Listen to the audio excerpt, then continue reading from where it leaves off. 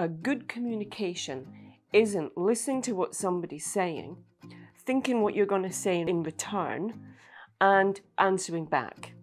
We don't have to have the same love language in order to kind of get on with someone. Are we looking for someone to make us happy, to make us valued, to give us validation?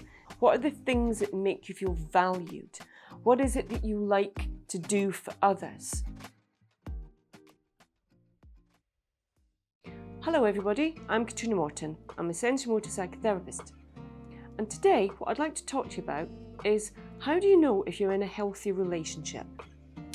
But before I jump into that, if you're enjoying these videos, then please give us a like, subscribe to our channel, because it really helps us get our message out there to tons more of you. When I say relationship, I mean any kind of relationship. Friendship, relationships with family members, and intimate relationships. There's not one size fits all, okay? Every relationship is different. They've all got different dynamics. You know, we've all got different personalities, different quirks, different backgrounds, different things that we believe in. But it's really important to know that we get the right balance. So this relationship is as balanced and as healthy as it can be. Often when relationships aren't working, it's because they're really out of balance, that there's way more of give than take, or there's an imbalance in how much attention we need, how much communication, how much contact we need. You know, my friends really get I'm not brilliant at keeping in touch and getting back to them, but they know I'm always thinking about them, and I do. And I, make sure I spend time. It's like, but if I had a friend that expected an awful lot from me, they'd be terribly disappointed. It doesn't mean I don't care. It's just that's the way that things work with me. Now, the best place to start with this is with yourself.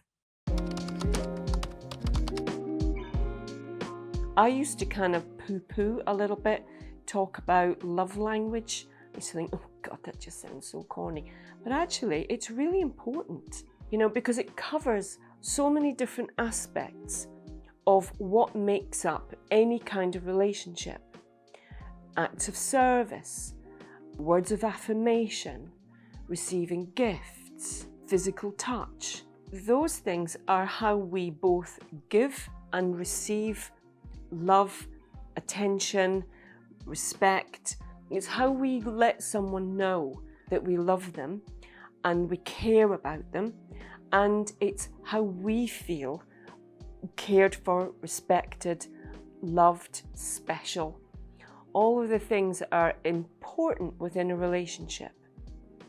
Now, when you can identify what are yours, what are the things that make you feel valued, what is it that you like to do for others, when you can really be honest about that, then when you can communicate that to someone else, it makes it way easier. People don't have to guess. Mine are definitely words of affirmation and physical touch. I'm not fussed about gifts. Little things, little thoughtful things are nice, but no. The other things, they don't work for me. That's not my thing. And, being comfortable with what is your thing and being able to communicate that to other people is really important. It lets them know if they want to do something special for you, or they want to cheer you up, or they just want to make you know that they're thinking about you. It lets them know what kind of language is going to land for me. What things am I going to value and go, oh my God, that's brilliant, thank you so much. And the same with other people.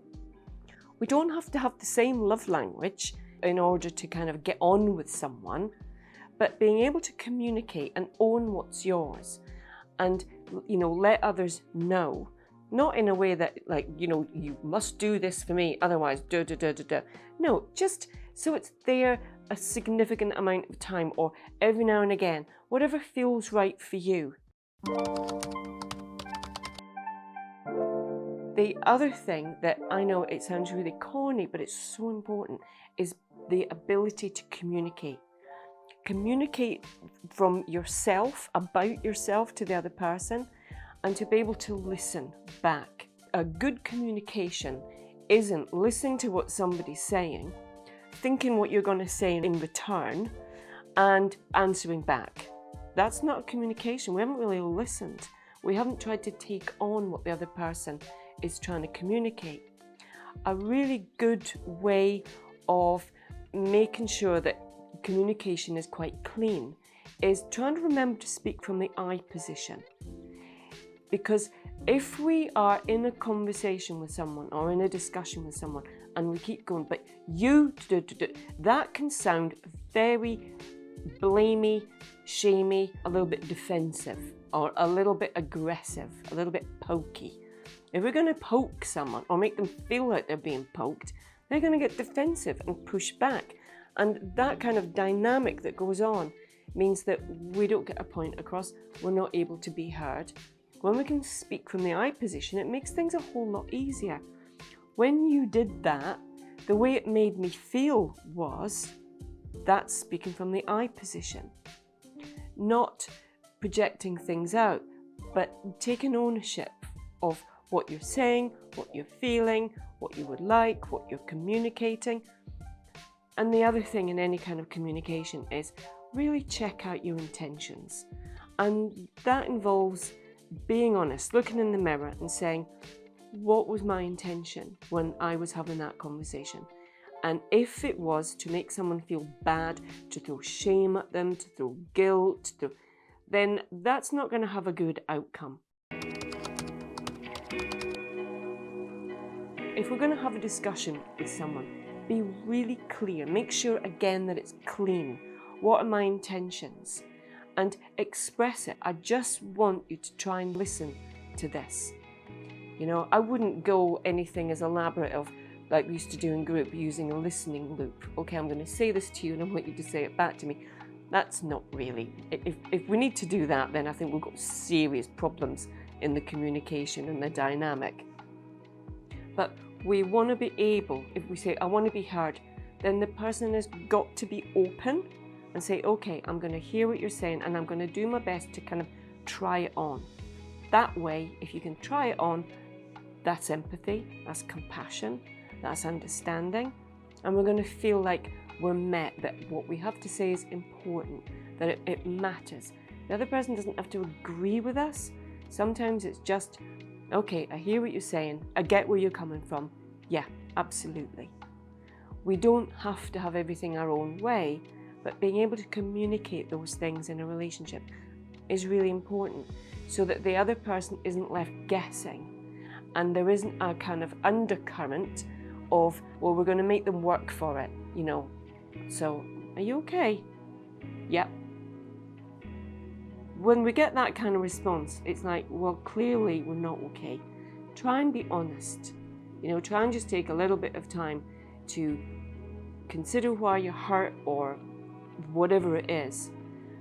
Try and get it, you know, that's what it is. That was in my place of wounding. And it doesn't matter if it's because of things, the baggage that we're carrying from the past. It's important so that we can communicate that as effectively as possible.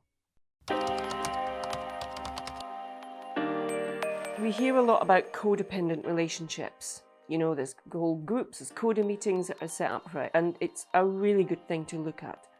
If we kind of simplify things down and say, are we looking for someone to make us happy, to make us valued, to give us validation, to give us something that we're missing? If we're dependent on that, then that's not going to work, because people can be a bit flaky. We can all be flaky and we can all have off days, bad days. We need our own resilience to be able to cope when people are being a bit off. If they're having not such a great day, then we know we're not going to take it personally and we're not dependent on that person, whether it's a friendship, a family member or an intimate relationship, to make us feel a certain way. That's way too much responsibility for the other person. And vice versa. If you're expected to meet all of those needs for someone, it's going to be too much. And there's going to be cracks and things are going to go wrong. But again, if we can start with ourselves and say, okay, I don't want to rely on other people for these things. It's brilliant when I get it, but I'm not dependent on it and I'm not codependent on it. I'm going to take responsibility for myself. It makes things way, way, way easier. And just another bit about intention. You know, if we're aware or somebody points out we're game playing, do a bit of self-examination. Am I making somebody try and guess and work out what's going on with me? Because chances are they're not going to do it, and we're going to end up frustrated that they never do it. Honesty, self-reflection.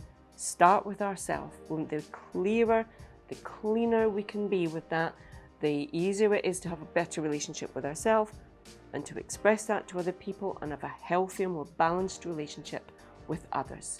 So I hope all that makes sense and it's useful, helpful, interesting. If you've enjoyed this video, then please give us a like, subscribe to our channel, and I look forward to seeing you again very soon. Bye.